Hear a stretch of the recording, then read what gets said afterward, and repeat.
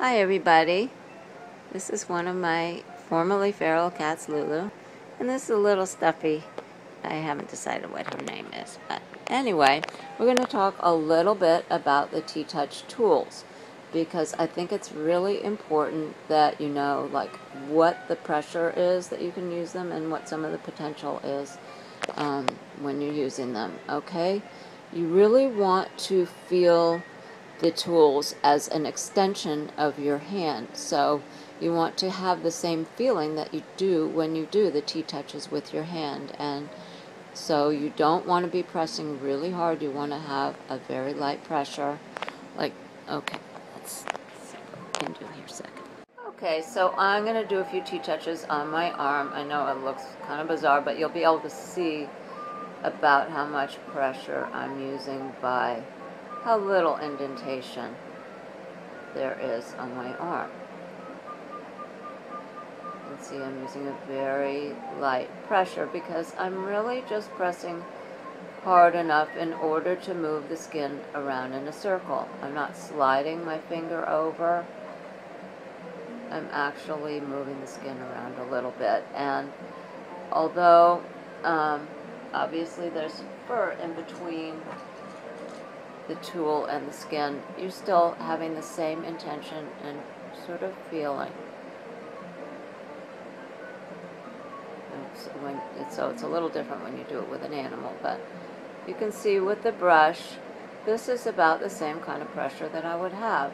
It even feels a little bit lighter to me because of the texture of the brush is different. It's not hard like your finger is.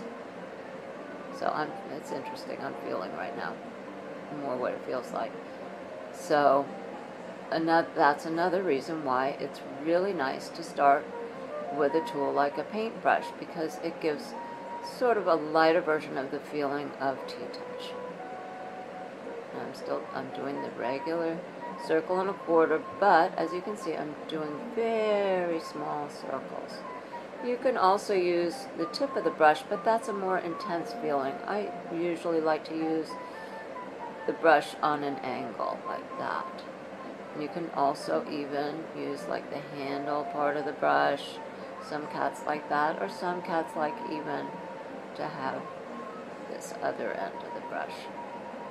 I usually use kind of the side of it rather than the tip because that's a little overwhelming. Okay, so here's sort of an array of some different types of tools that you might want to try. Alright. Every cat likes different types of surfaces, so it will take some experimentation, and different days they may appreciate a different kind of surface. So you will have to experiment and see what the cat responds to. Okay? The ones that I most often use, I would say, would be these type of paint brushes. The paintbrush is not too stiff, yet it's not too squishy. It's somewhere of an in-between type of texture. You can use the tip of the brush. I most often use it a little bit at an angle. You can also use the side of the brush. Okay, this wide type of brush is nice sometimes for a larger cat, and sometimes I use the rounded end of this wooden brush for cats that prefer a harder type of surface, and I would take out this string at the end so it's just only this rounded wooden end. With the back scratchers, I really like this type of back scratcher better than this one, because I don't really like these little things that stick out the end because they could get dangerous if you're working around a cat's face. However, if you only have this kind, you can try and work on the body some, or just really carefully maybe under the chin like that, or just be careful. But this one, it's a lot more smooth type of surface. I use the back of the hand, the back scratcher. That's the type of surface I use. And sometimes I will use part of the handle too. As I get going, I might want to stroke the cat, or sometimes roll it, or do zigzag type of things. let's see, if you want a very small kind of surface, you can use a small brush. If you just want to work around the forehead and that kind of thing, or around the outside of the mouth, you can use that. Some cats really like this feeling of the fan brush. This is just a regular type of cat toy, and some cats enjoy being stroked with these as well. They might start to play with it, in which case I think it's good always to have two tools ready in case they do start to play with one of them. You can try stroking them with the other, and then they may try to play with the one that you're stroking them with, in which case you would start to stroke them with the one that they're not playing with anymore. So you'd go back and forth like that, and the thing is, though, if they start to get too overstimulated, then just pause for a while and then try again later. Okay, this is a makeup type of brush, and these are very soft for a cat that prefers a very soft texture. It's a nice feather. Some cats really like being stroked or TTouched with a feather, and those, you know, I can do the little circles with, or I can do strokes with.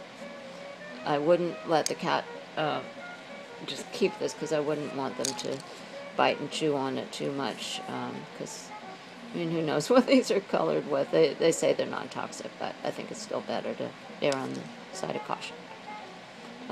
So that's just a little bit about some different types of things you can use, and you can experiment with you know, any types of things with handles and maybe something soft on the end. You can put wrap around you know, like a regular wooden dowel, you can wrap something soft around the end, that kind of thing.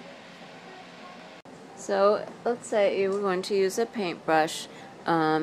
Usually I will let the cat sniff it a little bit, and I may start out with doing some little circles and strokes, like sort of underneath the chin or along the side of the face. That's often a place where they will accept it, but every cat is different. You may have to start on the back if the cat is head shy.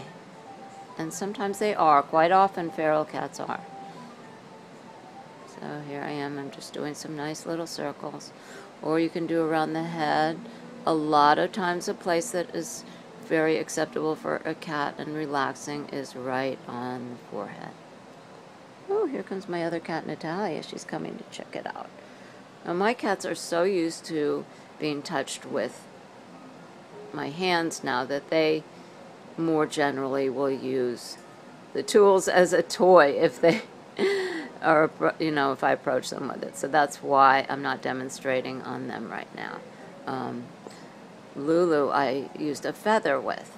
That was the first way that I approached her, because she was not used to human touch at all, and neither was her sister Natalia. They both were feral cats brought in from someone's backyard. Alright, so anyway, that is a basic intro to using the tools, and you'll see more videos on my YouTube channel that will demonstrate more fully the things that I can do with them and the things that you can try. Okay, but always remember, a little bit at a time is a lot for a cat, so you may only want to do just a few little touches. Pause, continually pause, see what their body language is doing, see what their comfort level is. You may be able to continue, or you may want to stop for a minute and try again.